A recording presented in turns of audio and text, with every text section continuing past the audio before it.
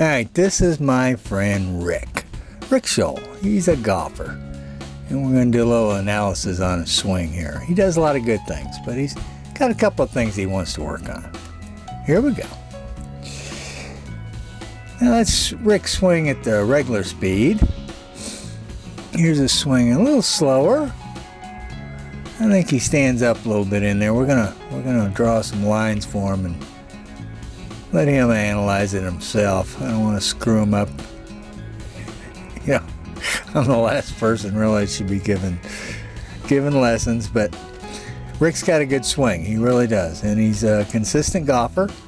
He'll hit the occasional bad shots, but he has one shot that he kind of works on, and he kind of tugs it to the left. He plays a little natural draw, but you can see here he's got a nice backswing.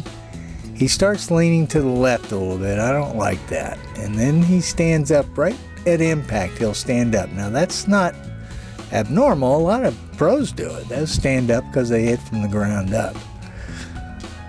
But notice how much he leans into it to the left. I'd rather see him stay behind the ball just a little longer, and I'm going to show you why here in a little bit. So, you can see those swings there, how much he moves. He looks good through impact, you know. I'd like to see his arms stay out away from his body a little bit. His hands tend to come into the left, kind of like mine do and a lot of other golfers. But he makes a good turn at it, keeps his head kind of behind the ball. I'd like to see it a little further back, but he's already moved left a little bit. But that's part of the, you know, the weight shift that you do. It's pretty normal. So, but I think Rick, if he were to concentrate on one thing, I believe it would be his head position.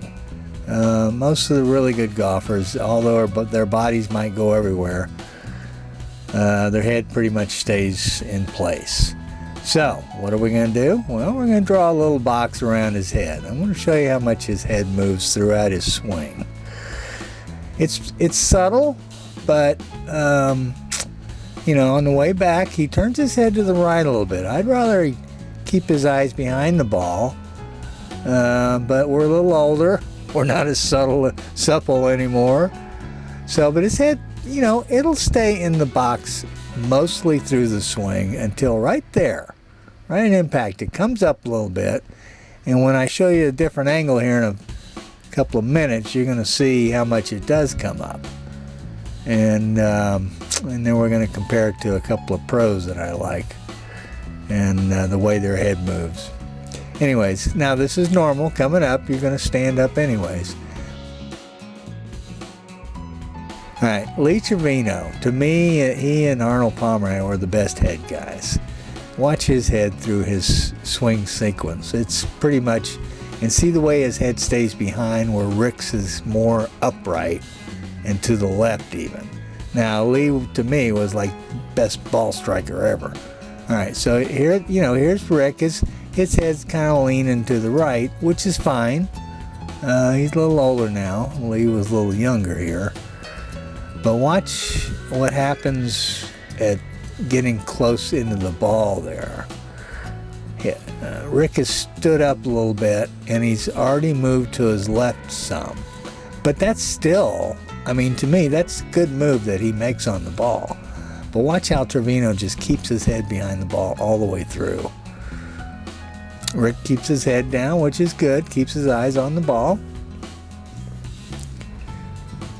All right. You should have enough to analyze right there.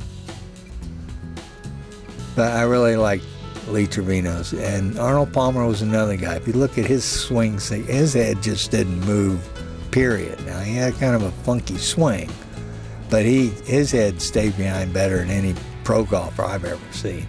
You draw a box around his head, it didn't move until after impact.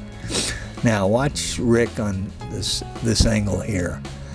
I personally think he stands up a little bit before he gets to impact. I don't know if that's good or bad. His arms tend to come into his body a little more, and that's because we're a little older. That's just natural.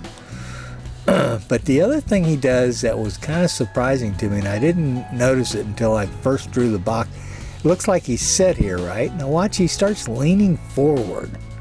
almost like he's bending down even more. And this is after he's set. So when we draw a box around his head, you'll see how much he leans forward after he sets the club behind the ball. I mean, the club's already down on the ground. So let's take a look at it here. Here's the box. His club's down right there. It's down. Look how much he leans into it.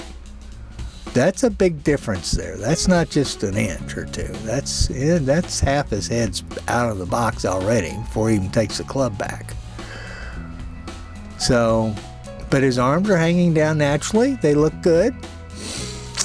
And but we'll change it up a little bit here. I'll draw the box after his head's already down. That's where his head ends up right there. Even though the club's already down, he leans into it. See how much he leans into it there? So, and then he takes it back. Now watch right here. He stands up right there. Before he gets to the ball, he's already standing up. I don't know if he can stop that. I don't know if that's really important, but of all the pro shots I saw, their head stays down to impact, and then it starts coming up. So watch how much he leans into it. He leaned in. I don't know if he's bending down more or what's causing that. But if he were to work on one thing, it might be maybe holding his head a little steadier. And I'd like to see him angle his head a little more behind the ball. He stands up a little bit there, but we're a little older, so you're going to stand up. He makes a good turn on the ball. It's got good angles here. Right? And then on his way down, he keeps the shaft, kind of comes from the outside there for some. He makes a little move there, but it's very subtle. You'll see it here in the next lines I draw. But he's standing up there before he gets to the shot. I wish I had a really fast action camera here. I can't get each individual frame from this. It's high def, but it's not. All right, here we're going to draw a line on his back. The club's already down right here. And there's his back. And then he leans forward. Look at that. Look how much his spine angle changed. So I don't know if he did this on pretty much every shot I had from behind him. So, but I didn't use any of his bad shots in this analysis. I only took his good shots. And he actually commented, yeah, that was a good shot. All right. So he places the club down right there, and then he leans into it. Look how much he moves. So we'll draw the back angle here next, and just to kind of show you the difference. All right, there you go. Let's draw it about right now. Here we go. That's his spine angle. He's standing up right there before he gets to the ball. I don't know if Rick can stop that or not. I don't know if it really matters. I mean, it's so subtle. I don't know if it's even worth messing with. So let's look at his plane. His plane, his angles here for his plane on here and his driver are good. So he keeps it on line. But you'll see when he comes down through here how much he's standing. Look, he's already standing up right there. He's already gone up. He's got a good angle. He casted this one a little bit, but not much. He still kept his angles on his wrist. And we're going to go in and see. Now, he's right on plane there. That's good. But he's already standing up. And see his arm, which when he stands up, his arms get closer to his body. So in all the pros, their arms don't get close to their body again until after impact. His have a natural move towards his body, but I think that's because he's raising up a little bit. All right, now here's his driver. Hits his driver very well. He's got such good hand-eye coordination. I mean, it doesn't matter if he stands up or not. He's still going to hit the ball, right? I mean, he's got good hand-eye coordination. All right, so let's draw a line. Let's draw a box here, and then let's draw a line for him on his driver here. Now watch his head, right about here. You'll see it move quite a bit, actually, which I think it does on the longer clubs. Now watch, he actually stands up. Watch his head come up. out of the box, almost. That's good angle right there. That's a good, he keeps, see his head come back? Before he even gets to the ball, his head is already almost coming out of the box. He is standing up right there. I don't know, it's so, it's just split second. But of all the shots I looked at, it was good. All right. First thing I do when I'm going to hit a golf ball, check out your alignment. Where are you going to hit the ball? You need to have a target. So my target is just to the right of that white flag. And so I get behind the ball, take a look, then I step up to the ball. And at the same time I'm looking at the target. Then I take my grip. My grip, I start off with my left hand, and I have a fairly weak grip. A strong grip would be way to the right of where the club face is. A weak grip is to the left of it.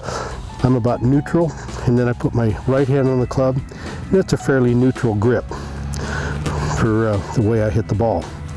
And then once I have my grip, and I have my alignment based on where my target is, I get my club face square to that target, and then all I think about is tempo. And a good smooth backswing where my right shoulder is pulling the club back and on line, and then bring it back and try to keep my grip stabilized. I don't want it loosening and having to re-grip at the top. And then when I come through, I think about my left shoulder pulling down and coming through the ball and staying on target. So let's see if that'll work.